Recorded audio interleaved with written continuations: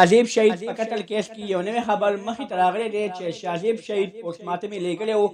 هغه پوسټمارټم راغلی دی. په هغه پوسټمارټم کې ټول حقیقت راښکاره شوی دی چې شاهزیب شهید داسې حرکت ولې وکړو. دوستانو چېرې تاسو د دې پوره معلومات نه ځان خبرول غواړئ که اوسه پورې چا زموږ د چینل مخه نه وي سبسکرایب کړی خو موږ زموږ د چینل مخه سبسکرایب کړئ ټلیویزیون ورته خامخا ووهئ چې زموږ هر یوه نوې معلوماتي ویډیو تاسو ته په اسانۍ سره میلاویږي. دوستانو شاهزیب د ضلع پېښور د بوډابید سره تعلق ساتو. د دوی خاندان هم د اپریدیانو سره تعلق ساتو. د اپریدیانو یو نوم یادېږي چې دوی په پښتنو باندې ډېر ناز کوي. خو دغه ناز دواړه خلک نن په یو غم کې اخته دي. دغه پولیسو ایسیچو دوست محمد ورسره ډېر زیات ظلم کړی و. شاهزیب ډېر بېدلتۍ سره قتل شوی و. د هغې په هکله باندې ډېر زیات احتجاجونه شوي وو خو بیا شاهزیب ته انصاف نه و میلاو شوی. خو چې کله خبره عدالت ته لاړه نو عدالت هغه پولیس د 14 په ریماند باندې لیږلی و جیل ته چې تر څو پورې د شاهزیب قتل نه وي منلی هغه پورې بعد د باندې ریماند جاري وي. خو دوستانو بیا د هغې نه بعد پوسټمارټم هم لیږلی شوی و. خو هغه پوسټمارټم نن راغلی دی. په هغه پوسټمارټم کې داسې حقیقت راښکاره شوی دی چې شاهزیب ځان ولې پانسي کړی. دوستانو شاهزیب ځان په دې وجه پانسي کړی دی ابتدا پولیسو اول زیاتې کړی دی یعنې جنسي زیاتې ورسره کړی دی. بیا یې د هغې نه بعد ډېر تشدد کړی ډېر وخر یې ټکولی دی او بیا یې د هغې نه بعد ده ته یې ویلي دي که چا شلې ځان پانسي نه کړو نو موږ به تا ولو.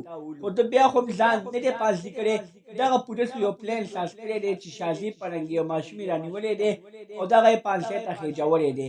خو هغه نه دی مړ شوی. هغه په دغه وخت کې خالي سیسي پوټش دپاره یې دغه نیولی و. خو دغه سیسي پوټش ټول دروغ دي ځکه چې شاهزیب په جیل کې نه دی قتل شوی. شاهزیب د جیل نه بعد قتل شوی دی. چې کله شاهزیب د جیل نه بعد قتل شو نو بیا دوی دغه کیمرې بندې کړې او د شاهزیب لاش یې دغه ځای کې وغورځولو. دوستانو چې کله دا ټول حقیقت راښکاره شو نو اوس په پوسټمارټم کې دا حقیقت راښکاره شوی دی. شاهزیب سره اول جنسي زیاتې شوی دی. بیا یې د هغه جنسي زیاتي نه بعد ډېر بېدلتۍ سره قتل کړی دی. دوستانو پوسټمارټم کله هم دروغ نه وایي.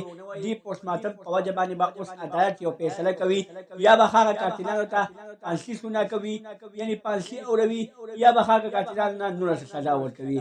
دوستانو هغه قاتلانو له به نوره سزا ورکړي ځکه چې هغه قاتلانو سره ډېر زیات ظلم نه دی شوی. دغه قاتلانو ورسره ډېر زیات ظلم کړی دی او شاهزیب شهید ډېر بېدلتۍ سره قتل کړی دی. شاهزیب شهید پلار خو وایي چې د انصاف په تمه یم ما ته به ډېر ځل انصاف میلاو شي. خو دوستانو انصاف اویس ته میلاو نه شو. انصاف حمزه سکندر ته یې میلاو نه شو. انصاف زینب ماشومې ته میلاو نه شو. نو شاهزیب شهید ته به ولې انصاف میلاویږي. دوستانو دا وه زموږ نننۍ ویډیو. زموږ دا ویډیو خوښ شوي وي زموږ د چینل مخه سبسکرایب کړئ ټلیویزیون ورڅخه مخه ووهئ چې زموږ هر یوه نوې معلوماتي ویډیو تاسو ته په اسانۍ سره میلاویږي.